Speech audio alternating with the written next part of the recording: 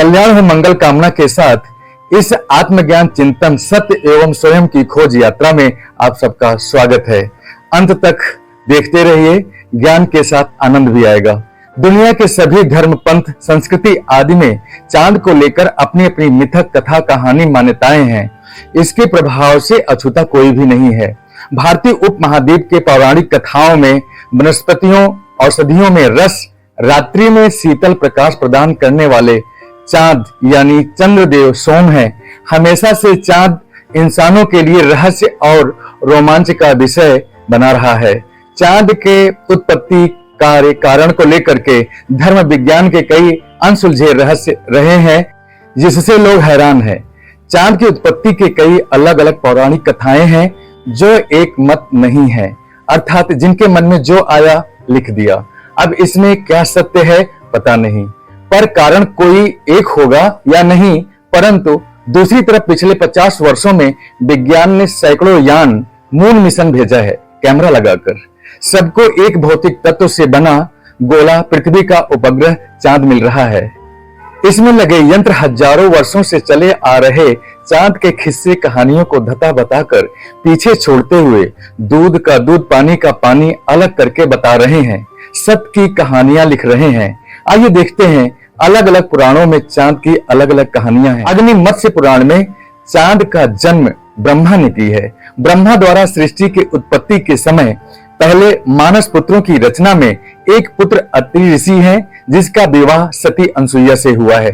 जिनके 3 पुत्र दुर्वासा, दत्तात्रेय और सोम या चंद्र हुए हैं, जिन्हें तप, वनस्पति, नक्षत्र आदि का देव माना जाता है।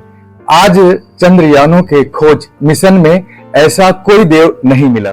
स्कंद पुराण की सुने तो जब देव और असुरों के क्षीर सागर का मंथन किया तो सागर से निकले 14 रत्नों में से एक चंद्रमा भी निकले, जिसे इतने भारी भरकम ग्रह पिंड को शिव जी ने अपने मस्तक पर कैसे धारण किया होगा।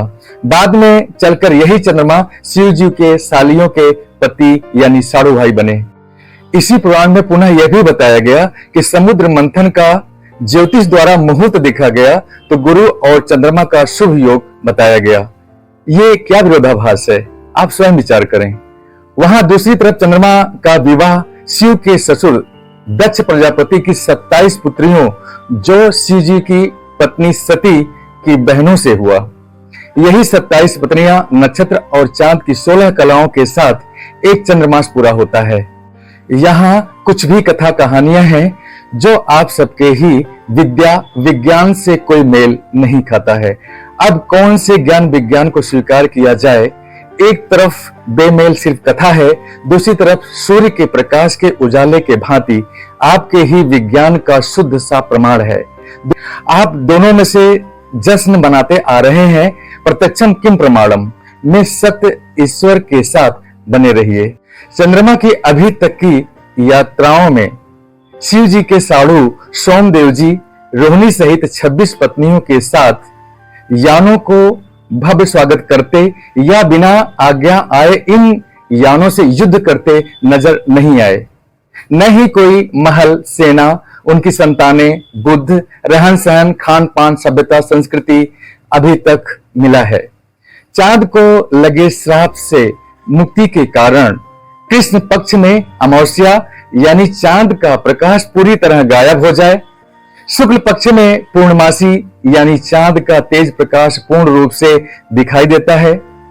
चांद को श्राप इसके 26 पत्नियों के पिता दक्ष से शिकायत की कि यह बड़ी बहन रोहिणी से सिर्फ प्रेम करता है, हम लोगों से नहीं करता है। तब दक्ष के श्राप के बाद चंद्रमा क्षय रोग से पीड़ित हो गए। एक कथा के अनुसार गणेश ने भी चांद को श्राप दिया है। इसके कारण चांद तेज क्षीण होने लगा, जिससे धरती पर बहुत खराब असर पड़ने लगा। जबकि विज्ञान प्रमाण के साथ कह रहा है कि सूर्य के चारों तरफ पृथ्वी का चक्कर लगाना, फिर पृथ्वी के चारों तरफ चंद्रमा का चक्कर लगाने के गति के कारण है। सूर्य का प्रकाश चांद पर पृथ्वी के बीच में आने न आने के कारण अमावस्या या पूर्णमासी आती है। आप लोग जानते हैं कि पौराणिक कथा के अनुसार समुद्र मंथन के समय मोहिनी रूप धारण विष्णु जी ने राहु असुर का अमृत पान के कारण चक्र से गर्दन काट दिया था। वही राहु आज भी चांद का 15 दिन में पूरा निगल जाता है तो अमावस्या, और 15 दिन में धीरे धीरे पूरा उगलता है तो पूर्णिमा होता है। विज्ञान व इन कथाओं में कोई मेल नहीं है। आप स्वयं समझदार हैं, समझिएगा। जो जो विज्ञान का सत्य खोज प्रकाश आगे बढ़ रहा है, त्यों त्यों पंथ विचारधारा, कल्पना कहानियों, मिथक कथाओं का अंधविश्वास, अज्ञान, अंधेरा दूर होता जा रहा है। चांद पर काले धब्बे के विषय में पौराणिक कथा में शिव की पत्नी सती पिता दक्ष के यज्ञ में प्राण देने के कारण पति शिव तांडव करने लगे और ससुर दक्ष पर एक अचूक तीर मारा। इससे बचने के लिए दक्ष हिरण का रूप धारण कर चंद्रमा में जाकर छुप गए, इसलिए चांद में मृग रूप में काला दाग धब्बा दिखाई देता है।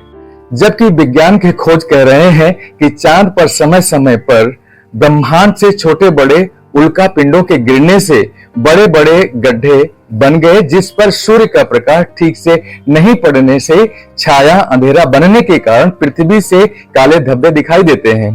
चांद के जन्म को लेकर के पौराणिक कथाएं अलग अलग हैं और विज्ञान की अपनी एक प्रमाणिक कथा है। अब सवाल यह है कि दोनों सत्य हैं या दोनों में से कोई एक, जबकि आप जानते हैं कि सत्य ही ईश्वर है, ईश्वर ही सत्य है। जबकि चांद भौतिक तत्वों से बना एक पिंड ग्रह है। कुछ लोग कहते हैं कि चांद पर सशरीर और यंत्र से नहीं जाया जा सकता, जबकि चंद्रयान जा रहे हैं। आप जाने अनजाने में दोनों में तालियां बजा करके जश्न मनाते हैं। इससे सिद्ध होता है कि या तो आप सब कुछ का सच जानते हैं या कुछ नहीं जानते। आप ज्ञान बुद्धि बंद करके जो सामने आया कर लिया। यह कितना ठीक है? अपने बुद्धि विवेक ज्ञान तर्क के शरण में जाइए।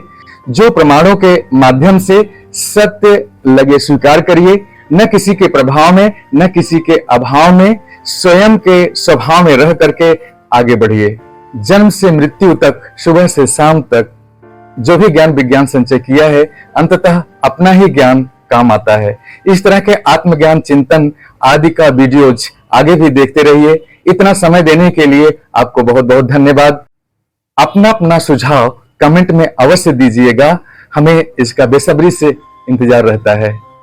धन्यवाद।